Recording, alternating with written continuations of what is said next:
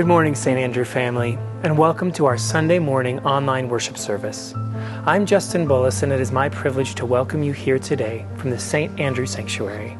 I am grateful, as always, to share this sacred online space with you, where we are all invited, included, and valued as vital and beloved members of our broader worshiping community. St. Andrew is proud to be an open, affirming, inclusive congregation that welcomes all people into the full life and communion of our church. This includes saints and sinners, believers and skeptics, the lost and the found, the wanderers and the wanderers, families of all shapes and sizes, and people from every point along life's journey. No matter who you are or where you've been, no matter what you believe or even if you believe anything at all, you are welcome here and you belong here. Please take a moment to visit gostandrew.com/sign-in to let us know that you're here and to share some information about yourself. We'd love to know from where or from when you're joining us today, or if you have any prayer requests or questions about our church. If you would like to explore deeper engagement with the work God is doing in and through our community, you can email us directly at connect@gostandrew.com. We would love to hear from you. Also, be sure to check out the announcement slides at the beginning and end of this video to see some upcoming events and opportunities to get more involved in the St. Andrew community. You can also visit the events page on our website to see an updated events calendar. Lastly, if you would like to contribute a financial gift to the work and ministry of St. Andrew, you can visit gostandrew.com/give or text St. Andrew to 28950. And now let's listen together as Reverend Mark brings us the final message in our current sermon series on well-being, titled, How Are You Really? 4 Practices for Wholeness of Life. The Lord is my light and my salvation. Whom shall I fear? The Lord is the stronghold of my life. Of whom shall I be afraid? When evildoers assail me to devour my flesh, my adversaries and foes, they shall stumble and fall. Though an army encamp against me, my heart shall not fear. Though war rise up against me, yet I will be confident. One thing I asked of the Lord, that will I seek after, to live in the house of the Lord all the days of my life, to behold the beauty of the Lord, and to inquire in his temple. For he will hide me in his shelter in the day of trouble. He will conceal me under the cover of his tent. He will set me high on a rock. Now my head is lifted up above my enemies all around me, and I will offer in his tent sacrifices with shouts of joy. I will sing and make melody to the Lord. Hear, O Lord, when I cry aloud. Be gracious to me and answer me. Come, my heart says, seek his face. Your face, Lord, do I seek. Do not hide your face from me. Do not turn your servant away in anger. You have been my help. Do not cast me off. Do not forsake me, O God of my salvation. If my father and mother forsake me, the Lord will take me up. Teach me your way, O Lord, and lead me on a level path, because of my enemies. Do not give me up to the will of my adversaries, for false witnesses have risen against me, and they are breathing out violence. I believe that I shall see the goodness of the Lord in the land of the living. Wait for the Lord, be strong, and let your heart take courage. Wait for the Lord.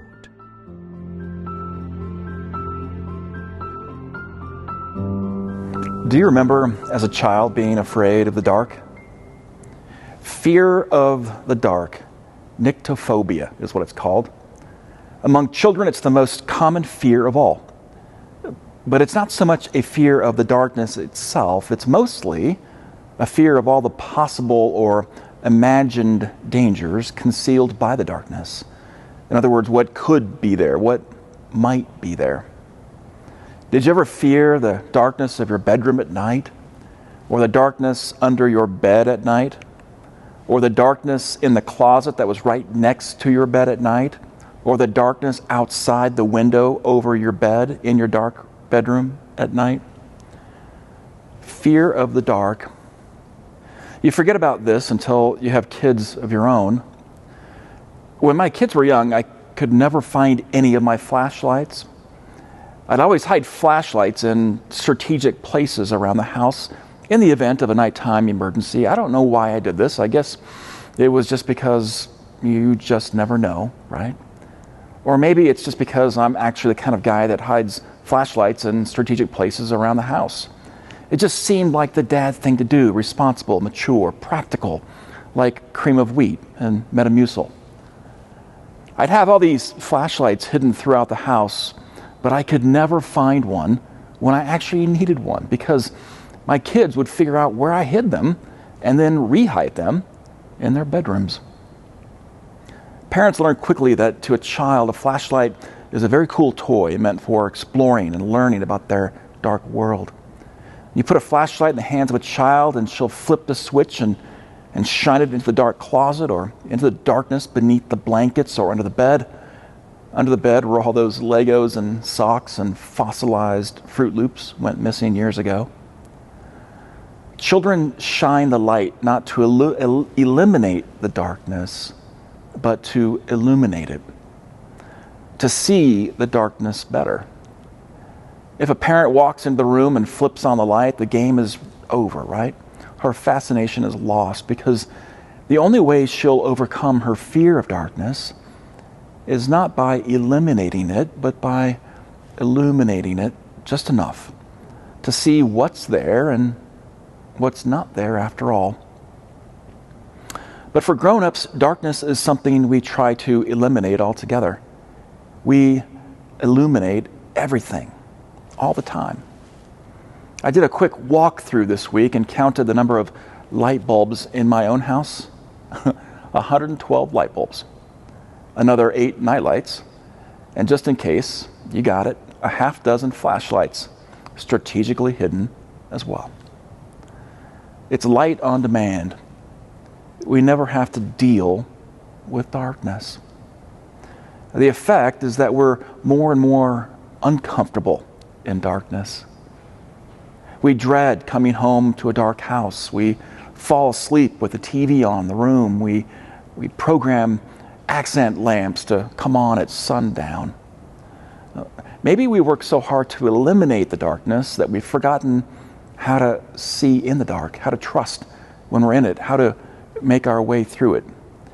And the kind of darkness I'm talking about now is not the physical absence of light, but the dark realities of our world and the dark times in our lives, the so-called dark nights of the soul. Carl Jung called these experiences of darkness the, quote, vicissitudes of life. Jung was asked about the essential factors of human well-being, and one of them, he said, is, quote, having a philosophic or religious point of view capable of coping successfully with the vicissitudes of life. Jung said those who have a religious orientation or moral framework for making meaning have a greater capacity to thrive emotionally when things don't go so well. The vicissitudes of life, he called them, we'd call them the ups and downs, the sudden unwelcome changes of circumstance or fortune. They're life's gut punches, dark times. They come in various forms. Sometimes they come in the form of tragedy or loss. We've all known this kind of darkness. A sudden accident, the death of someone you love, a life-threatening or life-changing diagnosis, a breakup, a job loss, a setback, a disappointment. These are times when it feels like you cannot even see the ground beneath your feet, let alone any clear way forward. Something just like kills all the lights, and suddenly you're groping around, stumbling through the empty darkness. And it happens to all of us. The question that we often ask in that kind of darkness is, why? Why me? Why this? Why did God allow this to happen to me? C.S. Lewis wrote his well-known book, The Problem of Pain, to try to answer that very question. In it, Lewis famously wrote, he said, God whispers to us in our pleasures, speaks in our conscience, and shouts in our pains. It is his megaphone to rouse a deaf world. In other words, God uses the dark times to shout to us, to get our attention, to wake us up. I don't know.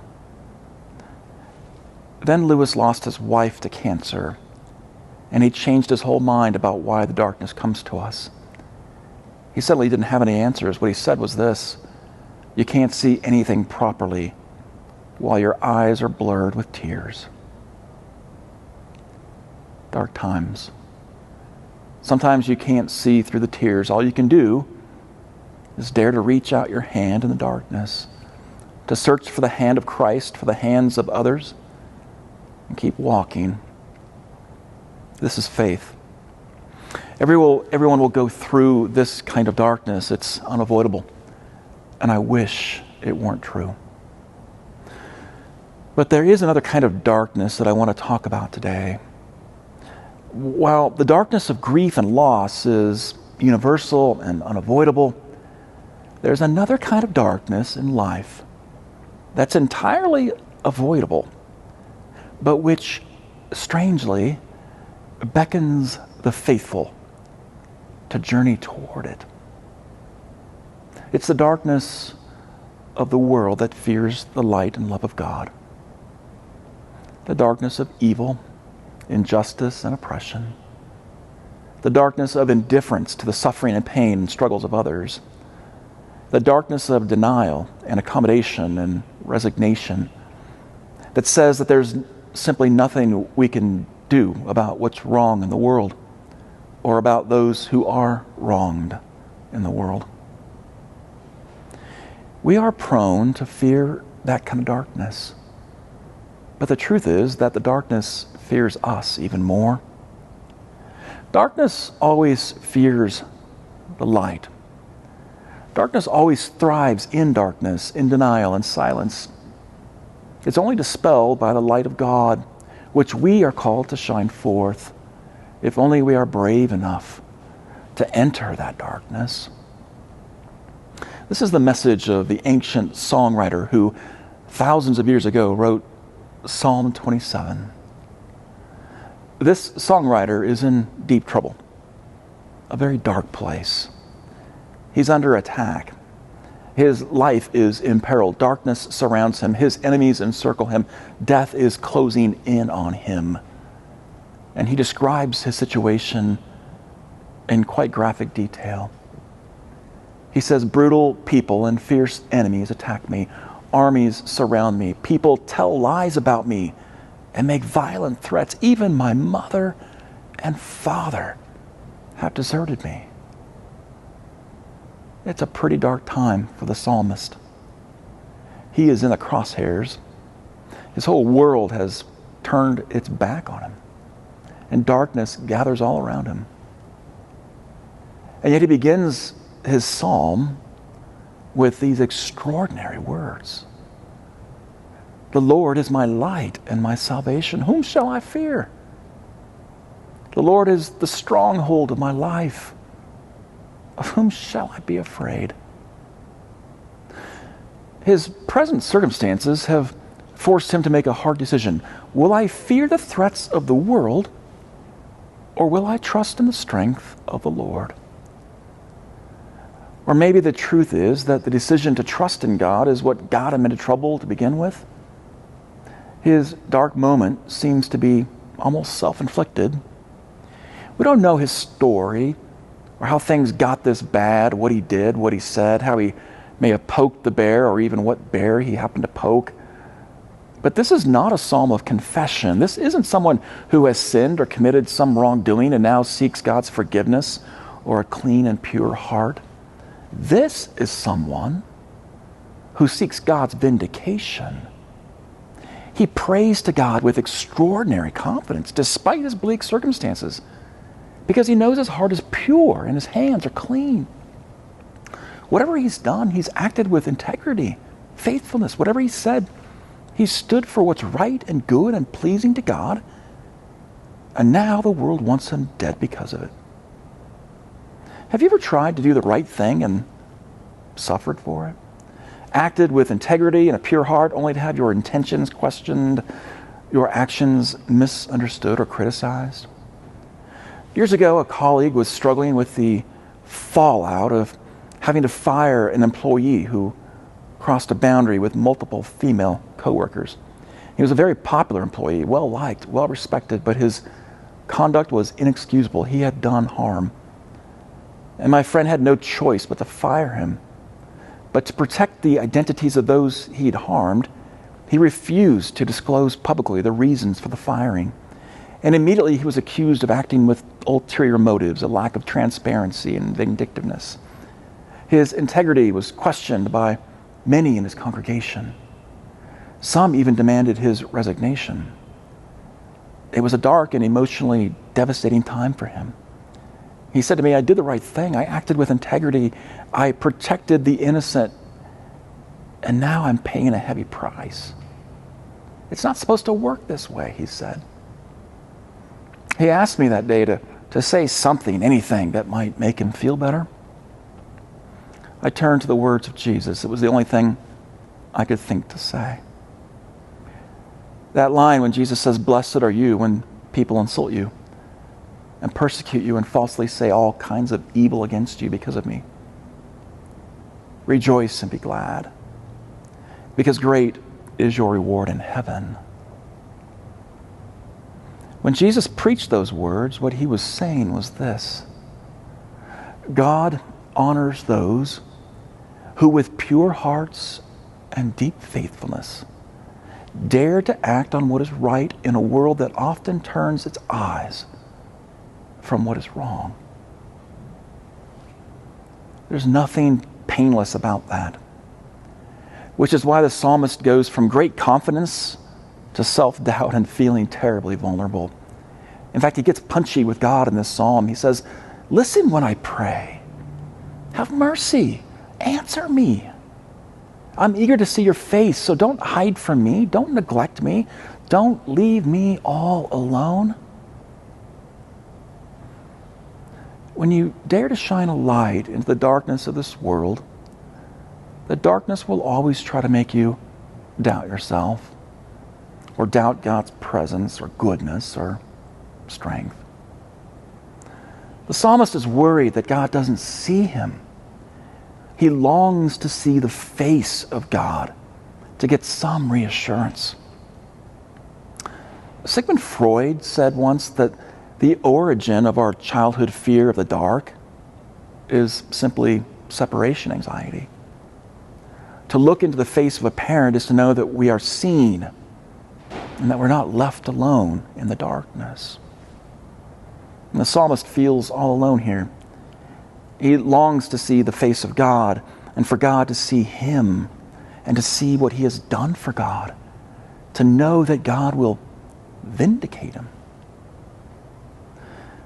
Daniel Boorstin was Librarian of Congress years ago, and Boorstin found a little blue box in the archives one day. In the box were the contents of Abraham Lincoln's pockets the night he was assassinated in Ford's Theater on April 14th, 1865. These personal effects of Lincoln had been stored in this small little box that was passed down from Lincoln's family to the Library of Congress in 1937. And that box had never been opened until 1976, when Boorstin chose to open that box on Lincoln's birthday. What he found in that box were 2 pairs of eyeglasses, a penknife, a watch fob, a cufflink, a handkerchief, and a wallet containing 1 Confederate bill and a newspaper clipping. And that clipping was a reprint of a letter from John Bright to Horace Greeley. And in that letter, John Bright referred to Abraham Lincoln as one of the greatest men of all time. Why did Lincoln save that clipping?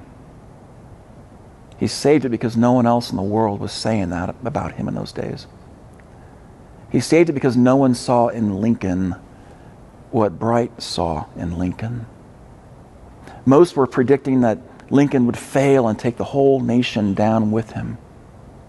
And so Lincoln kept that clipping, and he carried it with him everywhere to reassure himself, to remind himself that someone had as much fearless, endless hope as he had.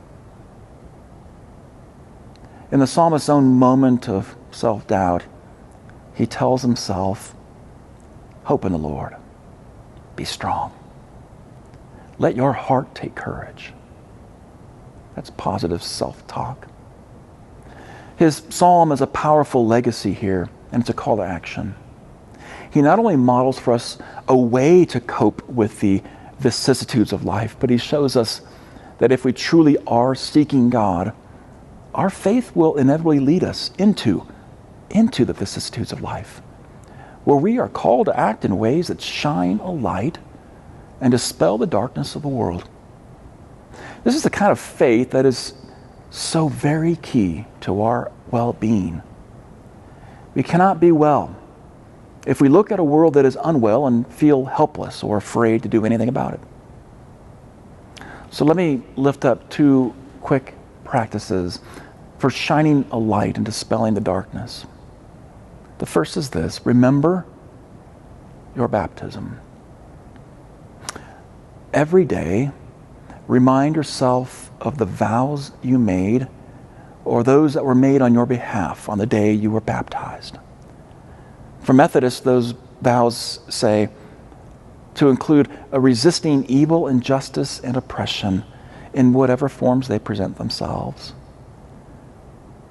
This is what you promise to do when you're baptized: to look at the world's darkness and to refuse to accept it and to refuse to fear it, to believe that you are a light meant to shine in it, to act for what is just and good, to stand with those who don't have a leg to stand on, to speak for the voiceless when so many others are just silent.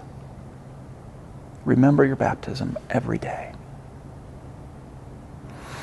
Emma Goldman was an activist at the turn of the last century.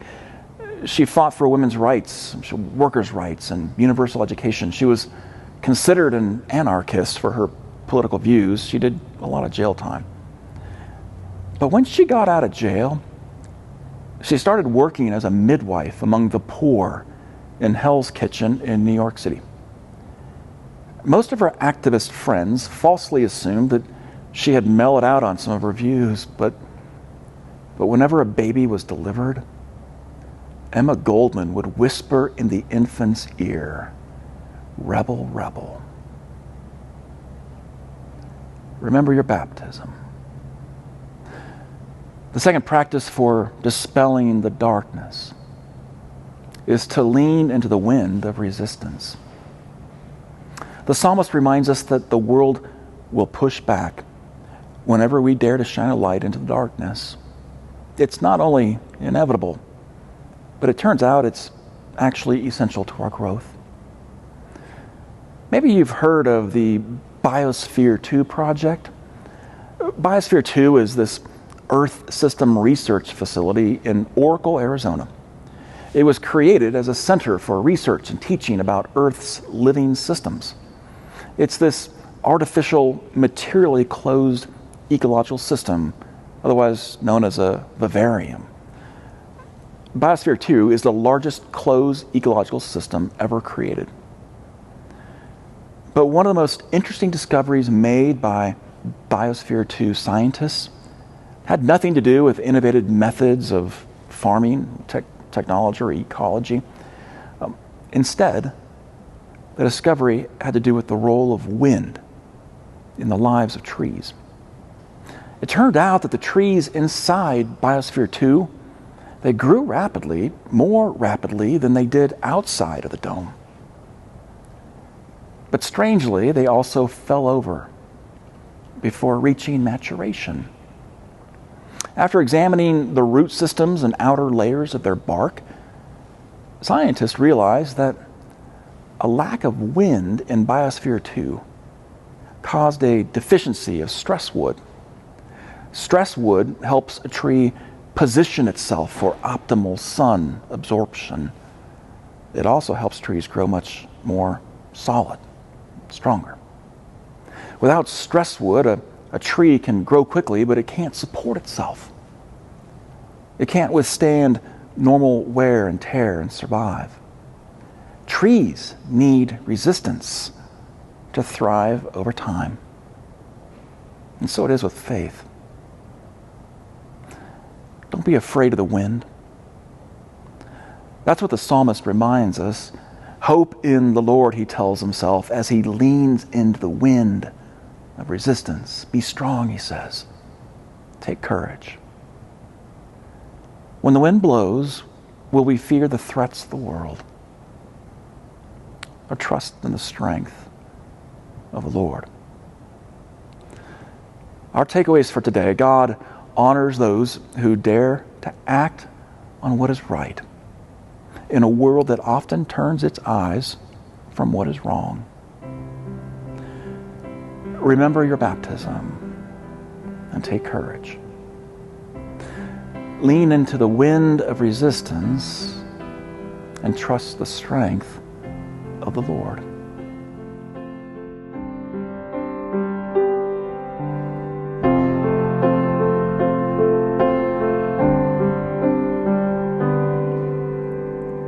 I was like a shipwreck out in the sea. Storm clouds, rain pounding, left alone in the deep. The winds were blowing right through me, no help to be found. Lost my sense of direction, waters taking me down. Then God lifted up his hand, he delivered me again. When all of my hope was gone, he turned my fear into a song, singing, God is my help in times of trouble. God is my help in times of trouble. I was like a city under attack. I cried, oh God, take pity, keep the enemy back. I waited and I waited, no answer came. It seemed like all was finished, enemy at the gate.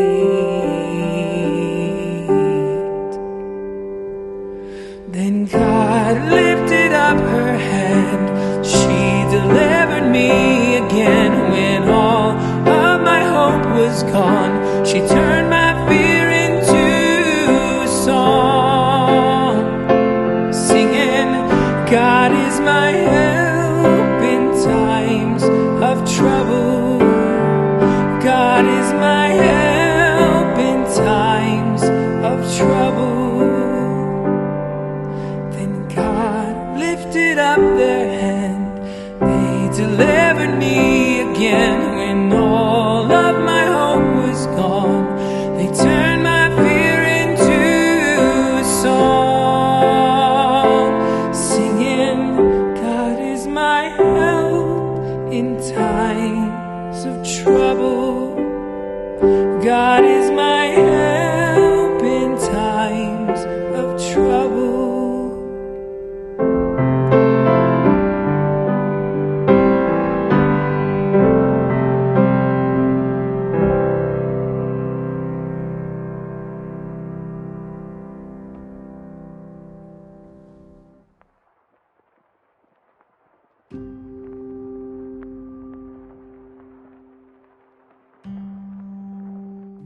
Membership and why it matters. Jerry, let's talk about it. For context, in the book of Acts, chapter 2, we learn that the Christian faith was never intended to be a solo journey. The first followers of Jesus came together for teaching, meals, prayers, and engagement. Yes, and membership is also deeply rooted in our understanding of baptism. For United Methodists, when we become members, we reaffirm our faith in God and our desire to live as disciples of Jesus Christ, and we promise to participate in the life and ministries of our congregation through our prayers, presence, gifts, service, and witness. The meaning of membership is also deeply rooted in our Wesleyan heritage. John Wesley was clear that Christianity is a social religion, and that our growth and holiness of heart and life is deeply dependent on being in community with others. It is through our relationship with our neighbors that we become the body of Christ in the world. Every other month, we welcome those whose diverse spiritual journeys have led them into membership at St. Andrew. Now, often people choose to become members at St. Andrew because it's here that they found God, experienced Christian community, and have been inspired to practice the ways of Jesus. And so let's be clear. We're not a club. We don't take a vote on membership, and there isn't a fee to join. But there are some commitments that we ask folks to make. What are people actually committing to when they sign up to become members? That's a great question. When you join St. Andrew, you commit to praying for the church, its leaders, and its mission. You commit your presence, and that's more than showing up on Sunday mornings, but engaging in the life and ministry of the church. St. Augustine once said, quote, "We become that which we worship." The more you worship God, the more you are formed into the image of God. And you also commit your gifts, offering a portion of your income to God's work through our congregation. After all, Jesus said, "Where your money is, there your heart will be also." I mean, when you love and believe in something, you give to it proportionately. Service and witness are also a part of our membership vows. When you join the church, you commit to service and being a witness. One of the things I love most about St. Andrew is how engaged people are in acts of service on the daily. Some members sort donations of diapers or food. Others make sack lunches for the hungry. Still others teach classes, usher, sing in the choir, answer phones at the front desk, and welcome newcomers. We also have a team of people hosting homeless families with Family Promise, another team sponsoring an Afghan family, and another team supporting young students in the confirmation process. We have members who reach out to people after the loss of a loved one or during time of illness and providing meals in times of loss. We don't ask if you're a member in order to serve in these ministries or to receive any of this care. When you commit to being a witness to the love of God, you're really asking God to use you in making God's love known through you in acts of caring for one another in the world. We kind of nail that at St. Andrew. Yes, I'd agree. So maybe the next question is, what are some benefits of membership? Well, practically speaking, as a member, you are eligible to participate on various governing committees. On a broader level, membership connects you formally to a supportive, life-giving community united by love and grace that promises to help you grow in your relationship with God. Membership is one tangible way that we live out St. Andrew's mission to eradicate social isolation and disconnection by practicing the faithful presence of the incarnate Christ together. And at the heart of it all, membership is about a relationship with God experienced in community. The gift of being a part of something beyond ourselves and having a place where you can just be known and loved just as you are. Who wouldn't want to be a part of that? To become a member or learn more, Jerry, what do people need to know? If you are interested in membership or learning more about St. Andrew, allow me to invite you to one of our Exploring St. Andrew gatherings held on various Sundays throughout the year. At Exploring St. Andrew, we share a light lunch, explore our vision and ministries, and connect you to groups, classes, and opportunities to serve. For those interested in joining, a brief membership service is offered immediately afterward. To register and learn more about Exploring St. Andrew, email us at connect@gosaintandrew.com or check out our webpage at gosaintandrew.com/explore. We really hope you'll think about joining the membership of St. Andrew because you really matter to us and you make this body of Christ stronger and more beautiful by your presence and participation. And after all, as we always like to say here at St. Andrew, you are welcome here and you belong here.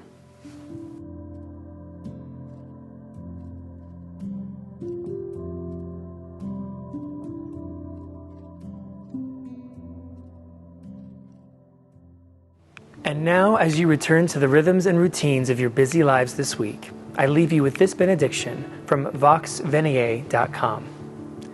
Go now and speak of what you have seen of God's greatness. Do not cling to holy moments when heaven overshadows you, but as the Lord lives, listen to Christ and follow him from the places of revelation to the places of mission, and may God shine the light of glory into your hearts. May Christ be with you and never leave you, and may the Spirit renew the image of God within you. Depart from here to love and serve in the name of the Father, of the Son, and the Holy Spirit. Amen.